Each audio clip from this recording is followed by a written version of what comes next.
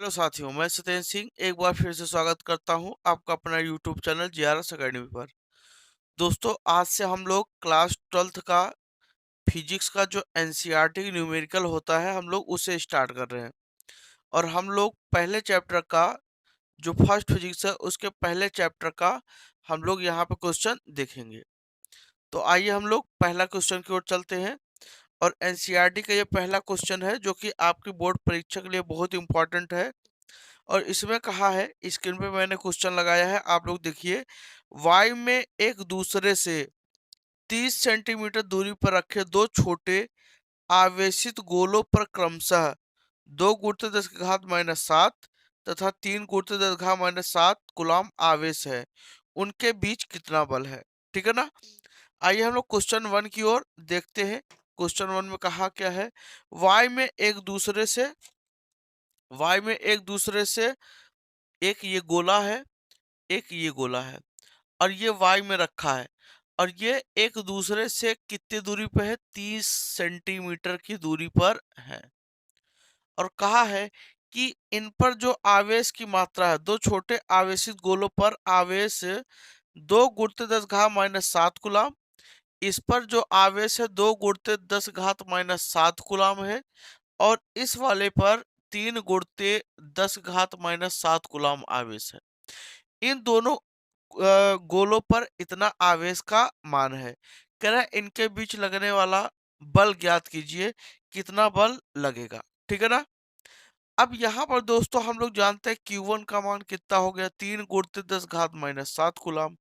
Q2 का मान हो गया 3 गुण ये Q1 का मान कितना? 2 × 10⁻⁷ कूलम्ब। Q2 का मान 3 × 10 कितना? -7 कूलम्ब। ठीक है। और R जो दिया है वो आपका 30 सेंटीमीटर है। तो हम इसे चेंज कर लेंगे।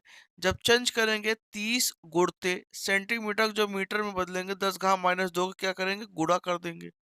अब यहाँ से अगर हम इसको लिखे तो 30 गुणते 10 लिख सकते हैं। और ये 10⁻⁻² मीटर, इसका घात 1। तो R की जो वैल्यू दोस्तों हम लोगों को मिल गई 3 × 10⁻⁻1 मीटर हो गई। अब इनके बीच बल निकालने के लिए हमारे पास जो फार्मूला है वो है आपका F बराबर 1/4πε0 Q1 Q2 बटे कितना हो जाएगा? R²। यहाँ से अगर आप देखो वैल्यू तो इसका मान कितना होता है? 9 × 10 कितना? 9। Q1 की जो वैल्यू दोस्तों है वो आपका 2 × 10⁻⁷। Q2 जो वैल्यू है 3 × 10 कितना? -7।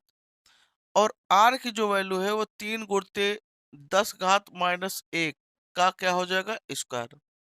अगर यहाँ से हम लोग देखें तो इसका गुणा करेंगे 9 × 10⁻⁹। -7 और -7 कितना हो जाएगा? -14 हो जाएगा। 3 दूना कितना हो जाएगा? 6। और बटे यहाँ इसका स्क्वायर कितना हो जाएगा? 9। और ये 10 कितना? -2। 9 से 9 कैंसिल हो गया।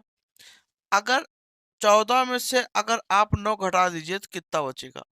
तो यहाँ से F बराबर अगर देखें तो 14 में से अगर 9 घटा देंगे तो यहाँ पर 6 × 10 बचेगा -5। और ये 10⁻⁻² ऊपर चला गया तो 10 क्या हो जाएगा? +2। तो F बराबर आपका 6 × 10⁻³ क्या हो जाएगा? न्यूटन हो जाएगा। इसका मतलब कि इनके बीच जो लगने वाला बल है वो कितना होगा? आपका 6 × 10⁻³ न्यूटन हो जाएगा।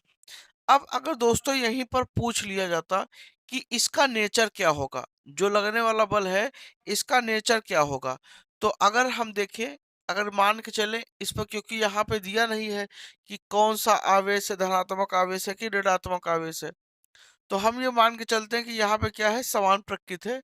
समान प्रकृति के आवेश अगर होते हैं तो हमेशा कैसा बल लगता है? प्रतिकर्षण बल। तो हम यहाँ पर क्या कहेंगे? प्रतिकर्षण बल लगेगा इस पर, प्रतिकर्षण बल। ये बल का क्या हो गया दोस्तों? नेचर हो गया। ठीक है ना। तो ये बल का नेचर हो गया। कोई दिक्कत समझ में आ गया?